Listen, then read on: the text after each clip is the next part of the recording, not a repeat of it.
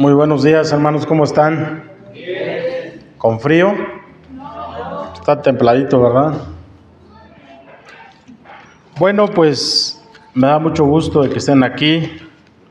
La verdad es que para mí es un privilegio poder compartirles este mensaje, un mensaje que pues el Señor me ha mostrado mucho en mi vida, me ha confrontado en mi corazón.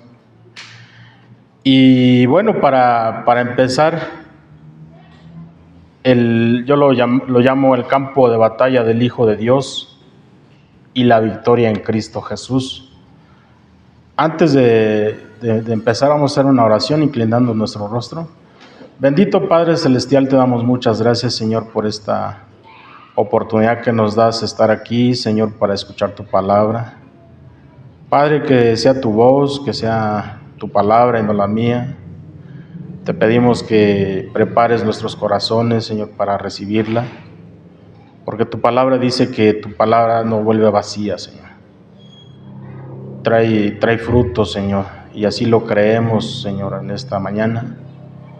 Te pedimos que prepares nuestra mente, nuestro corazón para escuchar tu palabra. Te damos gracias en el nombre de Cristo Jesús. Amén. Y bien, vamos a empezar. Como principio en una guerra espiritual, es importante conocer quién es tu enemigo o quiénes son tus enemigos. Y para eso quiero que me acompañen a Efesios 6. Por favor, Efesios 6.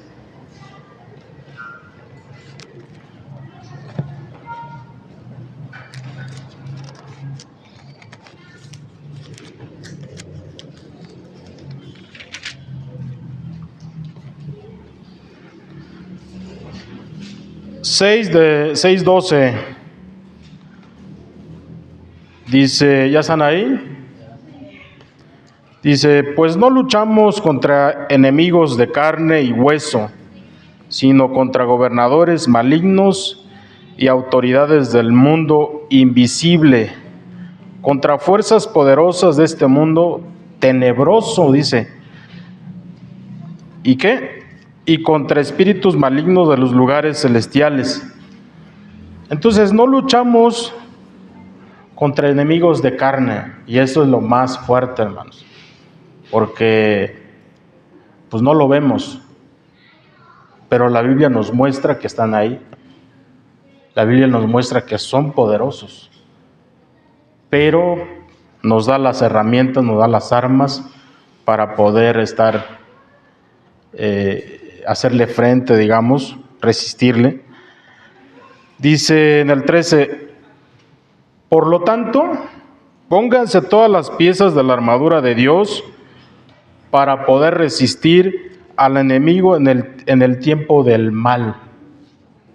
Así, después de la batalla, todavía seguirán de pie, firmes.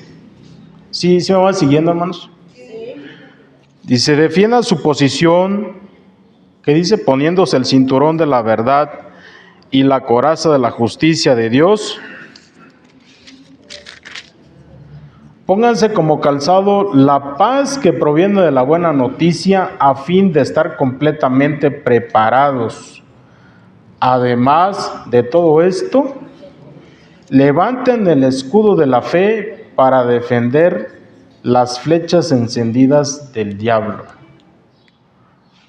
Pónganse la salvación como casco y tomen la espada del Espíritu, la cual es la palabra de Dios. Y con esto dice, oren en el Espíritu en todo momento y en toda ocasión. Manténganse, ¿qué? Alertas. Y sean persistentes en sus oraciones por todos los creyentes en todas las partes. Entonces, es un mandamiento de parte de Dios, una orden de que estemos firmes, estemos alertas, porque dice que va a venir el día malo donde vamos a ser tentados.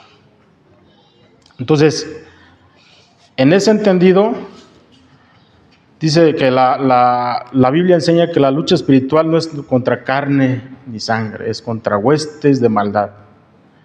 Pero nos da, ¿qué? Las herramientas para poder resistir. No le vamos a hacer guerra al diablo como unas iglesias tienen la costumbre de hacerlo. La palabra resistir es estar firmes, estar inamovibles. Hoy, en unos días de atrás en las marchas se pusieron unas vallas ahí los granaderos.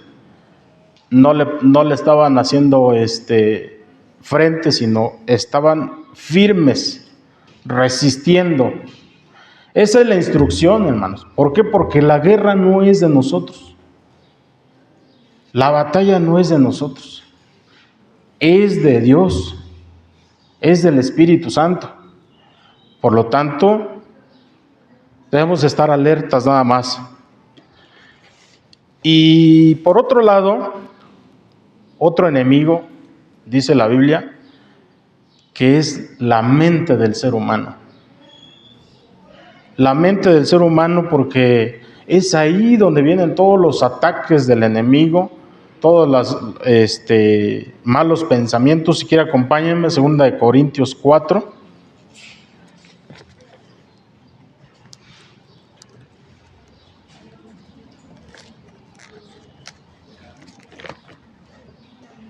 Segunda de Corintios 4,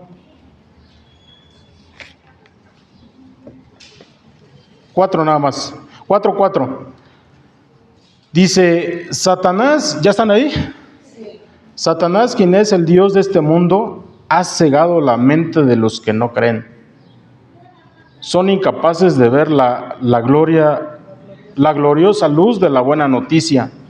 No entienden este mensaje acerca de la gloria de Cristo, quien es la imagen exacta de Dios. Entonces, ¿cómo somos bombardeados? O sea, dice que Satanás es el Dios de este mundo, que también ciega la mente de los incrédulos. Y si vemos Adán y Eva, también así fueron tentados en la mente. Entonces, hoy en día estamos bombardeados en la mente de muchas cosas en las redes sociales, filosofías, en que, pues, si tú te mentalizas vas a lograr ciertas cosas, solo propóntelo y lo vas a lograr, solo ponlo en tu mente y lo vas a hacer. Y eso va en contra de la palabra de Dios, hermanos. Eso es muy delicado. ¿Por qué? Porque muchas iglesias lo están adoptando. Ya no confrontan el pecado, ya lo minimizan. Entonces, tenemos dos enemigos, que es, ahora sí que las huestes de maldad, Satanás, el Dios de este mundo, y nuestra mente, porque el campo de batalla es la mente del ser humano. Y otro enemigo, hermanos, que en el libro que estamos estudiando, a mí la verdad es que me llamó mucho, que es la carne, el corazón del ser humano. Dice Jeremías 17:9, 10, que engañoso y perverso es el corazón del ser humano. ¿Quién lo conocerá? ¿Por qué? Porque hay una tendencia muy común entre muchos creyentes, pues cuando algo sale mal, inmediatamente se piensa que el diablo está atacando. Si aparecen problemas, si algo se complica, si una puerta se cierra, si llega una dificultad, la primera explicación que muchos dan es la misma: el enemigo me está atacando. ¿Sí han escuchado todo eso? No, pues es que el enemigo me está atacando, o Dios me está probando, sin antes ver lo que hay en nuestro corazón. Hay luchas que aparecen porque el propio ser humano decidió caminar fuera de la voluntad de Dios. Muchas veces el creyente quiere la protección de Dios, pero no quiere caminar en obediencia. En obediencia, hermanos, esto es bien importante. Quiere bendición sin dirección. Quieren respaldo sin alinearse con la voluntad del Señor. Y esto lo experimentó el pueblo de Israel, hermanos. El pueblo de Israel, después de que entraron a la tierra prometida, si quiere acompáñenme, vamos a Josué 7, del 1 al 26. Josué 7, del 1 al 26.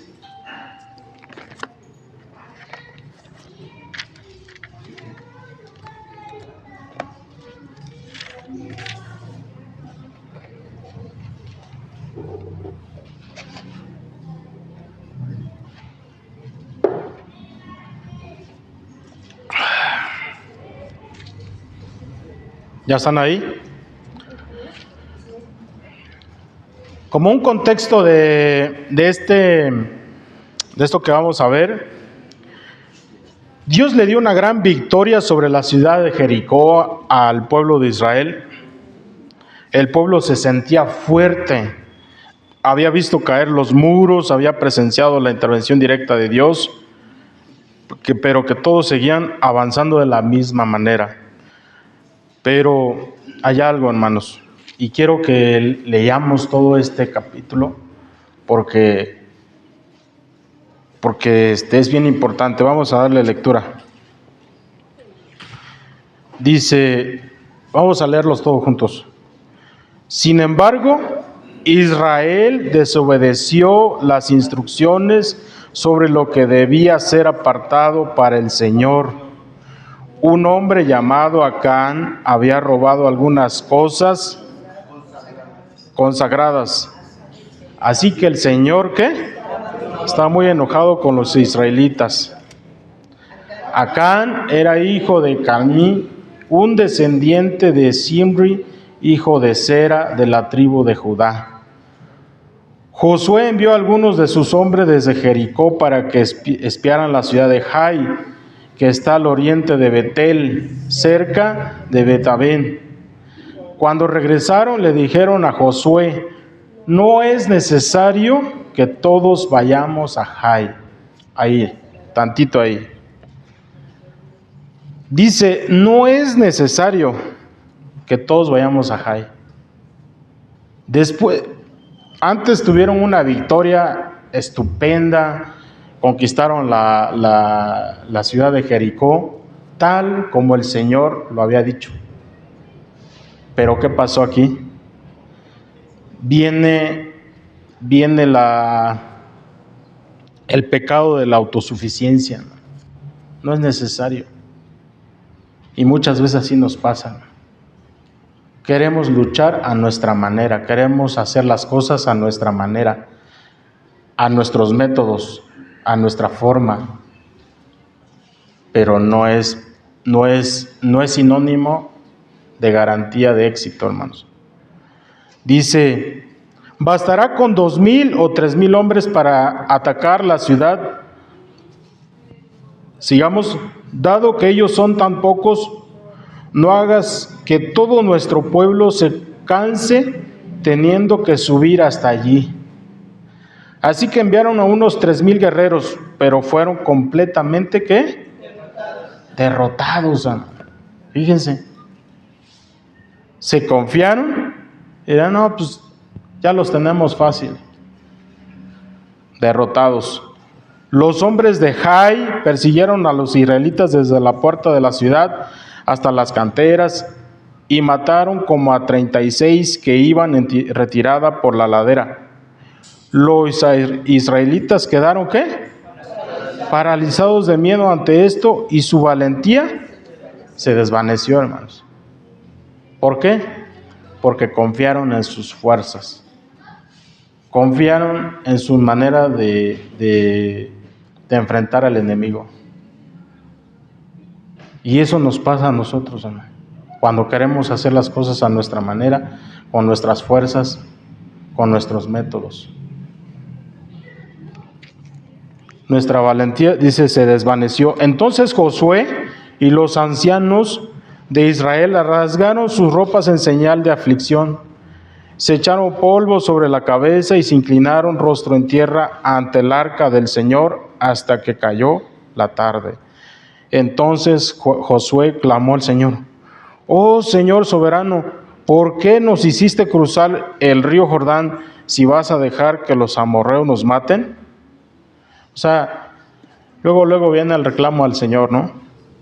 Si tan solo nos hubiéramos conformado con quedarnos del otro lado, Señor, ¿qué puedo decir ahora que Israel tuvo que que huir de sus enemigos? Pues cuando los cananeos y todos los demás pueblos de la región oigan de lo que pasó, nos rodearán y ¿qué? Borrarán nuestro nombre de la faz de la tierra. Y entonces, ¿qué pasará con la honra de tu gran nombre?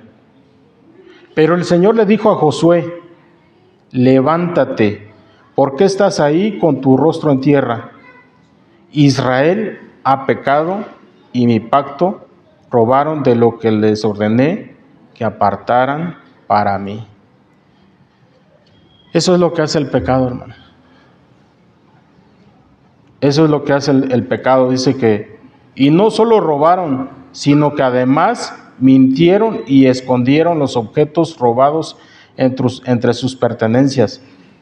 Por esa razón, los israelitas huyeron derrotados de sus enemigos y ahora Israel mismo será apartado para destrucción. No seguiré más con ustedes a menos que destruyan esas cosas que guardaron y que estaban destinadas para ser destruidas.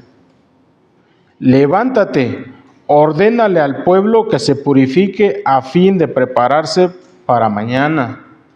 Pues esto dice el Señor, Dios de Israel: en medio de ti, oh Israel, están escondidas las cosas apartadas para el Señor.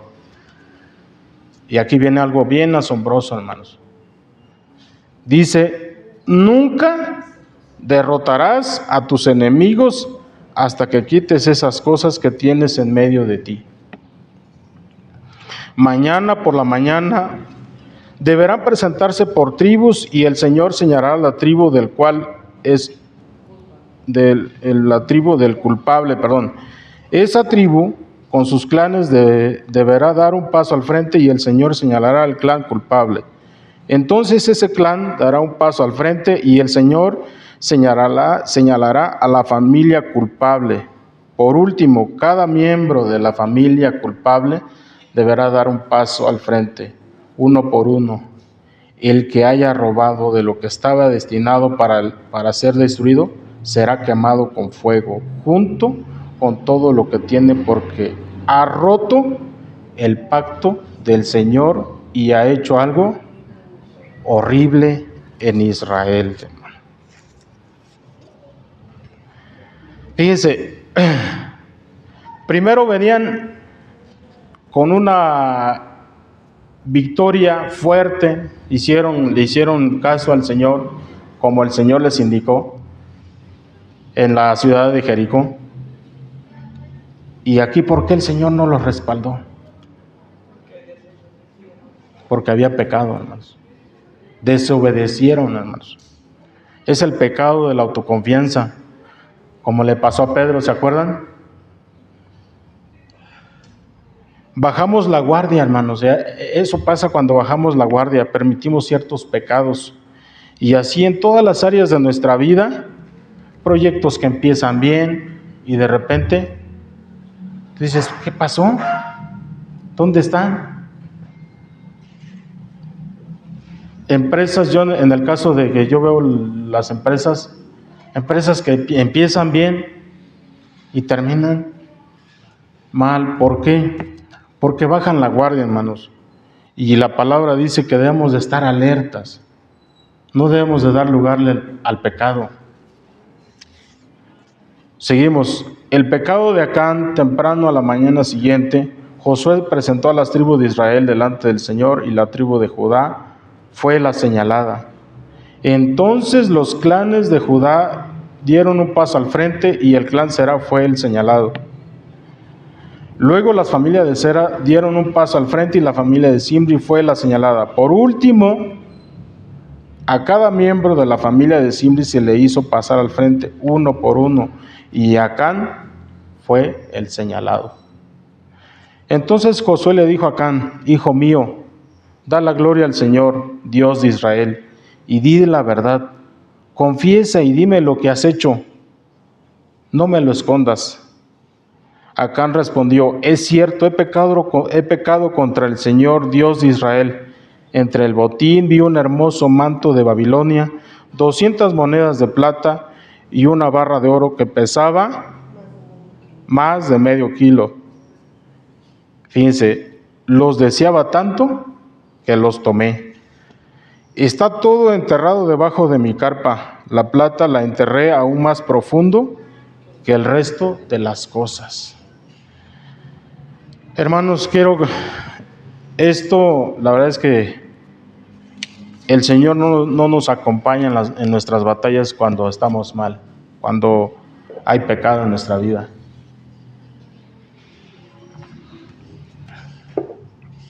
Fíjense, la desobediencia abrió una brecha espiritual que afectó todo el pueblo. El problema no estaba en la fuerza del enemigo, el problema estaba dentro del campamento. Esta historia revela la verdad que muchas veces se evita compartir. ¿Por qué? Porque se trata de un pecado. A simple vista, hermanos, pensamos que es un pecado pequeño,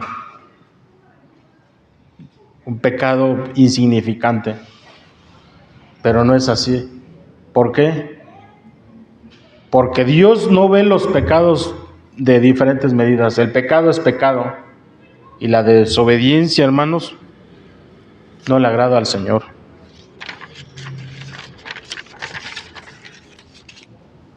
Hay personas que viven en constantes problemas, hermano, y siempre buscan culpables externos, siempre le echan la culpa al enemigo, a la gente, a las circunstancias, a la mala suerte, pero rara vez se detienen a examinar las áreas de su vida, hermanos, que si están caminando en obediencia.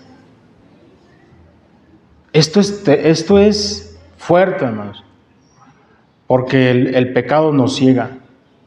El pecado siempre va en aumento. Empezamos con pecados, digamos, insignificantes. ¿Pero qué? ¿Qué le pasó, por ejemplo, al rey David? Un pecado lo llevó a otro y a otro y a otro. ¿Hasta que qué? Pues tuvo una situación muy complicada, hermanos. Sufrió mucho. Y por ende, pues después fue restablecido y todo, pero, hermanos, el pecado nos separa de la protección de Dios. A eso quiero llegar. El Señor no nos va a respaldar en una guerra si estamos mal delante de Él. Y no es necesario tener pecados grandes para que un gran líder caiga.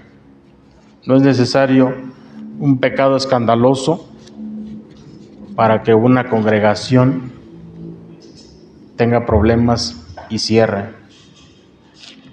Hoy en día las iglesias ya no se comparte o ya no se dice el pecado con dolor, hermanos. Ya no se confronta, se minimiza, se le dice a la gente de manera suave. Pero esto es terrible, hermanos. Vean el final que tuvo. Entonces, en el 19, entonces Josué le dijo a Acán: hijo mío, de la gloria del Señor, Dios de Israel, di la verdad, confiesa y dime lo que has hecho, no me lo escondas. Acán respondió: es cierto, he pecado contra el Señor, Dios de Israel. Pero el problema no está en el pecado de Acán, hermanos. Lo ocultó hasta que pues fue obligado a que le dijeran. Hermanos, todos estamos propensos a pecar y todos pecamos. El problema es cuando pensamos que nos vamos a salir con la nuestra. El problema es cuando pensamos que Dios no se va a dar cuenta, que Dios lo va a pasar por alto. Dice en el 22, así que Josué envió a algunos hombres para que investigaran. Ellos fueron corriendo a la carpa y encontraron allí escondidos los objetos robados, tal como Acán había dicho, con la plata enterrada debajo del resto. Del 23, ¿sí me van siguiendo, hermanos? Entonces tomaron las cosas de la carpa y se las llevaron a Josué y a los demás israelitas. Luego las pusieron sobre el suelo en la presencia del Señor. Después Josué y todos los israelitas tomaron a Acán junto con la plata, el manto y la barra de oro. También la tomaron sus hijos e hijas, su ganado, sus asnos, sus ovejas, sus cabras, sus capas y todo lo que en él tenía, y los llevaron al valle de Acor. Luego Josué le dijo a Acán, ¿por qué nos has traído esta desgracia? Ahora el Señor te traerá desgracia a ti. Vean lo que hace el pecado, hermanos. Perjudica a una persona, a una familia, a un matrimonio. Y empezamos con cosas pequeñas que tal pareciera que no se van a dar cuenta. Y así se va, hermano, así se va. Cuando ya de plano se rompe el matrimonio. Se destruyen familias, hermano. Entonces vimos aquí el final de esta historia, hermanos. Se las quise compartir para que vean lo peligroso que es querer luchar con nuestras fuerzas y no vigilar cómo está nuestra vida, hermanos. Fíjese lo que dice Samuel. Acompáñenme a Samuel 15 del 22 al 23.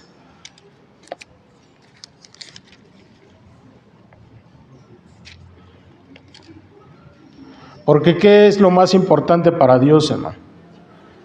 Pero Samuel respondió, ¿ya están ahí? ¿Qué es lo que más le agrada al Señor? ¿Tus ofrendas quemadas y sacrificios o que obedezcas a su voz? Hermanos, cuando estamos en desobediencia, perdemos la protección de Dios, porque el pecado nos separa de Dios. Entonces, ¿cómo dice? ¿Qué es lo que más le agrada al Señor? ¿Tus ofrendas quemadas y sacrificios o que obedezcas a su voz? Escucha, la obediencia es mejor que el sacrificio y la sumisión mejor que ofrecer la grasa de carneros. La rebelión es tan pecaminosa como la hechicería. Fíjense, hermanos, como dice, la rebelión es tan pecaminosa como la hechicería y la terquedad tan mala como rendir culto a ídolos. ¿Y qué es la sumisión? La sumisión es aceptar la autoridad o voluntad o control voluntariamente a una persona. La sumisión es cuando nosotros decidimos caminar en obediencia por amor al Señor. Pero cuando nosotros desobedecemos, le abrimos una puerta a que el Señor no camine con nosotros, a que no nos respalde en una batalla, a que no nos respalde en una lucha. Por eso, cuando hay problemas, cuando hay dificultades, y dices, bueno, ¿qué pasó? Yo soy creyente, yo soy hijo de Dios. ¿Dónde está? Le echamos luego la culpa a Dios, o le echamos la culpa a Satanás, y Satanás no tiene nada de que ver. Son nuestros actos, son nuestras decisiones, y por eso, hermanos, es bien importante vigilar nuestro caminar en Cristo.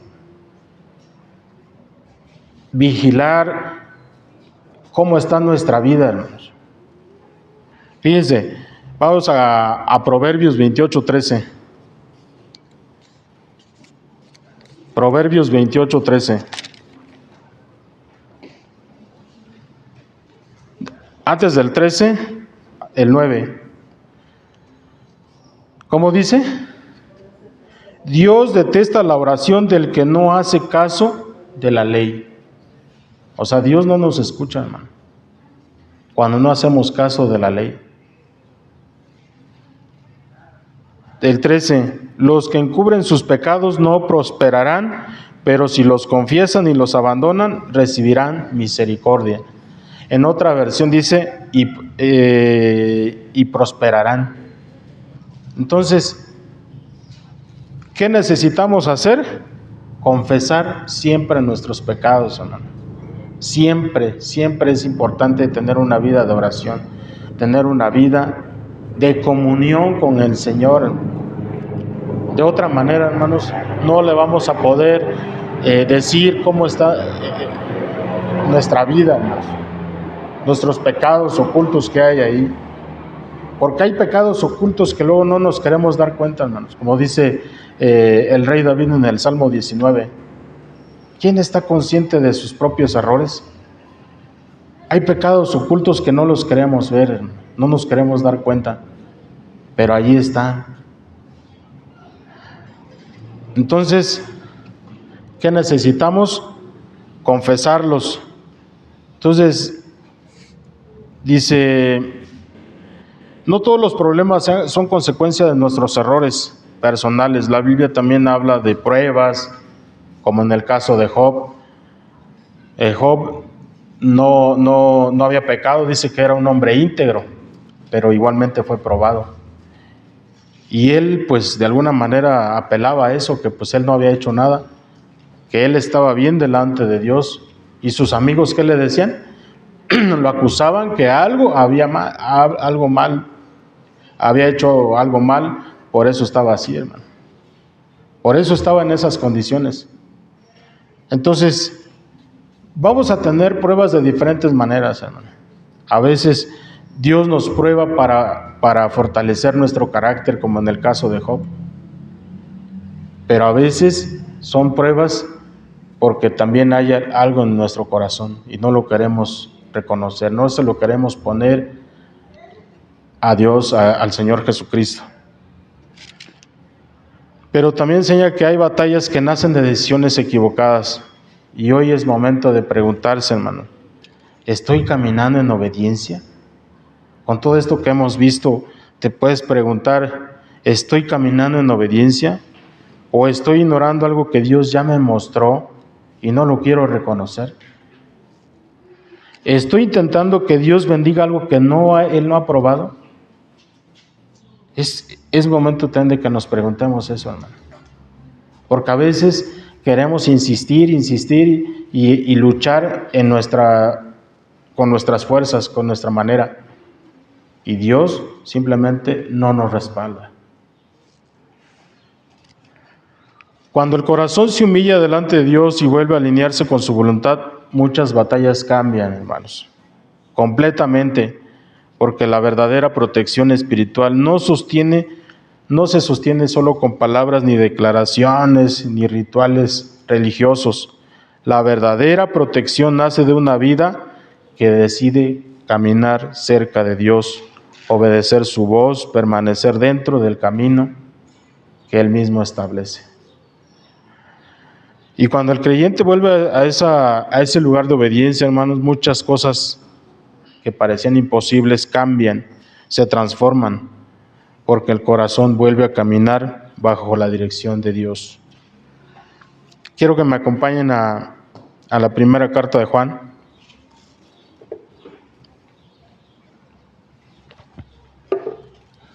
¿Están ahí?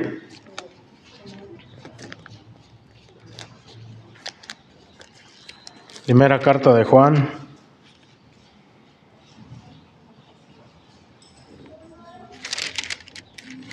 Vamos a ir desde el 1:8, desde el 8 al 10, dice, si afirmamos, ¿ya están ahí? Si afirmamos que no tenemos pecado, lo único que hacemos es engañarnos a nosotros mismos y no vivimos en la verdad. Pero si confesamos nuestros pecados a Dios, Él es fiel y justo para perdonarnos de nuestros pecados y limpiarnos ¿de qué? De toda maldad. Y dice, si afirmamos que no hemos pecado, llamamos a Dios mentiroso y demostramos que no hay lugar para su palabra en nuestro corazón. Entonces, hermano, es bien importante que tengamos una vida de oración. Es bien importante que siempre le externemos todos nuestros pecados al Señor, hermano. De otra manera, no vamos a avanzar en nuestras batallas. Amén. El 2, fíjese, cómo dice Juan, mis queridos hijos, les escribo estas cosas para que no pequen. Pero si alguno peca, tenemos un abogado que defiende nuestro caso ante el Padre, hermanos. Entonces, Satanás usa mucho el pecado, nuestras malas acciones. De ahí se agarra, hermanos, y nos acusa, como le hizo a Job. Pero dice aquí Juan, como un padre amoroso, dice, hijitos míos, les escribo estas cosas para que no pequen, pero si pecan, abogado tenemos para con el Padre, Cristo Jesús. Esa es una gran esperanza, ese es un gran alivio para nosotros, hermanos. ¿Por qué? Porque eso nos da seguridad que Él nos va a perdonar.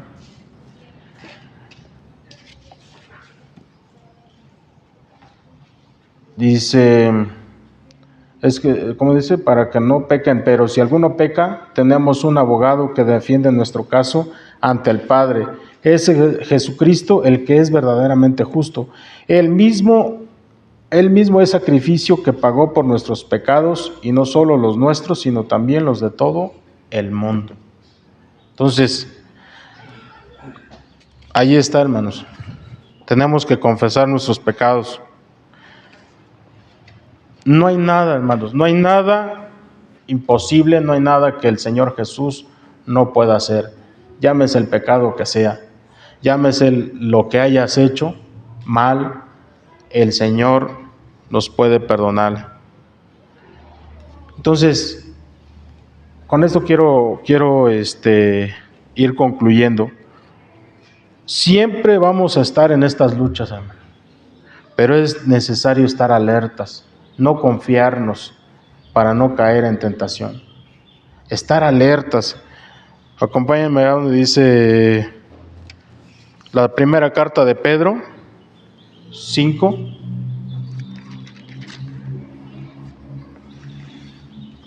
Pedro 5.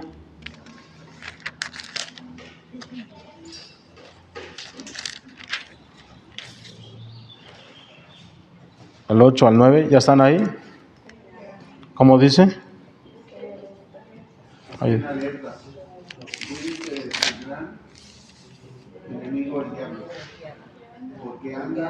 Como león rugiente buscando a quien devorar. O sea, estén alertas, no bajar la guardia, hermanos. ¿Por qué? Porque el diablo anda como león rugiente buscando a quien devorar. Entonces, Satanás está al acecho. Nada más está viendo, te está observando cómo estás. Le das tantita, ve debilidad y de ahí se agarra, ¿no? ¿Y qué hace un león cuando agarra un animal? Lo destrozan, lo despedazan. Entonces, es bien importante esto, hermano.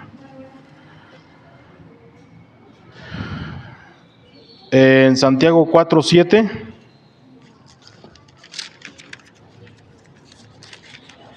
Santiago 4:7, ¿ya están ahí?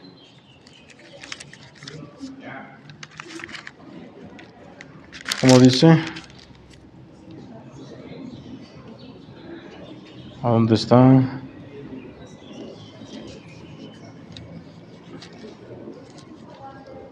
Dice, así que humíllense delante de Dios, resistan al diablo y él huirá de ustedes. Humíllense delante de Dios, resistan al diablo y él huirá de ustedes. Acérquense a Dios. Dice, acérquense a Dios y Dios se acercará a ustedes. O sea, primero nosotros nos tenemos que acercar a Dios y dice que ¿qué? Dios se acercará a nosotros. Lávense las manos, pecadores, purifiquen su corazón porque su lealtad está dividida entre Dios y el mundo. Entonces, resistir al diablo es estar firmes en la fe y acercarnos más a Dios, hermano. Amén. Y con esto quiero terminar, hermanos. La vida cristiana es una batalla constante, pero Cristo ya venció en la cruz, hermanos. Cristo ya venció en la cruz. Y quiero que me acompañen a Romanos 8, del 35 al 39. Romanos 8.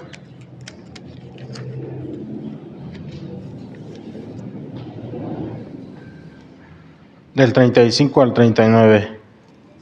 ¿Ya están ahí?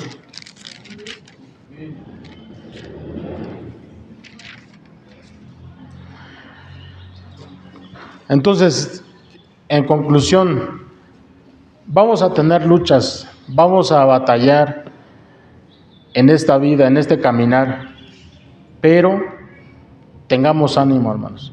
El Señor está de nuestro lado siempre y cuando le confesemos nuestros pecados, siempre y cuando le busquemos, que uno se arrepienta, hermanos, que le busquemos de todo corazón. Y dice el apóstol Pablo, hablando de todo lo que nos pueda pasar, de demonios, todo, hermanos, dice, ¿acaso hay algo que pueda separarnos del amor de Cristo?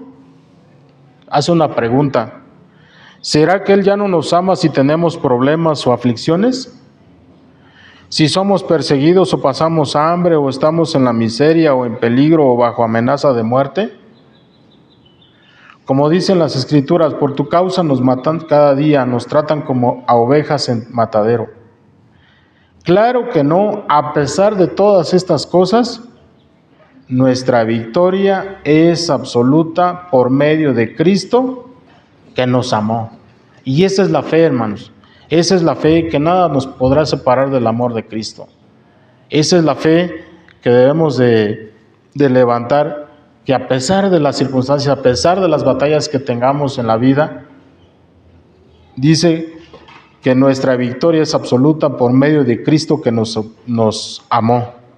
Y esto es fe, porque cuando el apóstol Pablo escribió esto, el apóstol le había pasado muchas cosas, pruebas, tentaciones, problemas, persecución, de todo tipo, hermanos.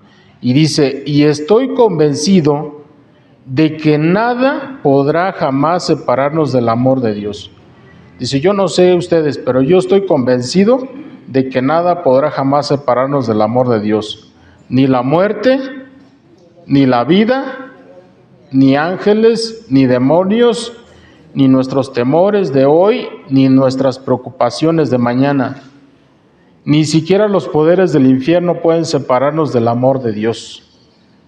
Ningún poder en las alturas ni en las profundidades, de hecho nada en toda la creación podrá separarnos del amor de Dios que está revelado en Cristo Jesús, nuestro Señor, como el canto que cantábamos. ¿Quién nos podrá separar del amor de Cristo? Hay un obstáculo, hermanos, el pecado, pero es temporal. Si nosotros nos arrepentimos, hallaremos misericordia de parte del Señor y Él nos restaura de todo lo que hayamos hecho para seguir adelante. Amén. Vamos a inclinar nuestro rostro. Bendito Señor del cielo, te damos gracias, Padre, por este mensaje, Señor, pues es lo que tú me has mostrado, Padre. Señor, te pedimos que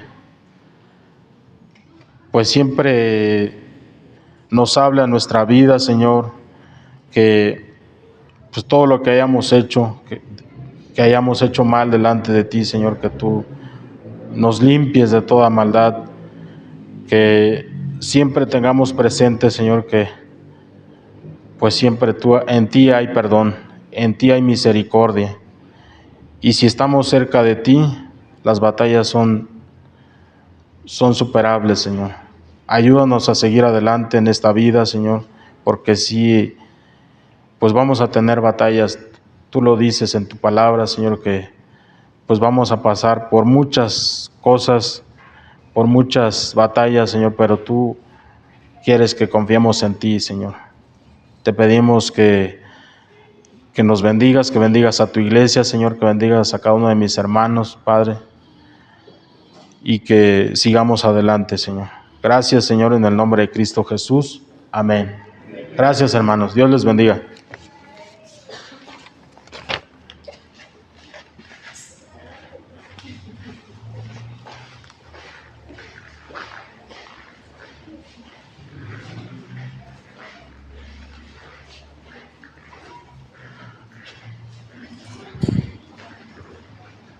¿Cómo están, hermanos? ¿Todo bien, verdad? Qué bueno.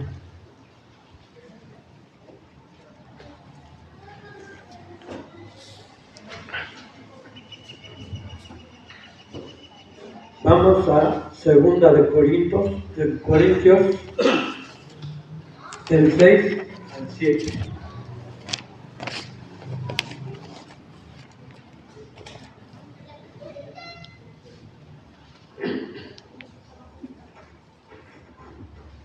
Por esto digo, el que siembra escasamente, también segará escasamente, y el que siembra generosamente, generosamente también segará.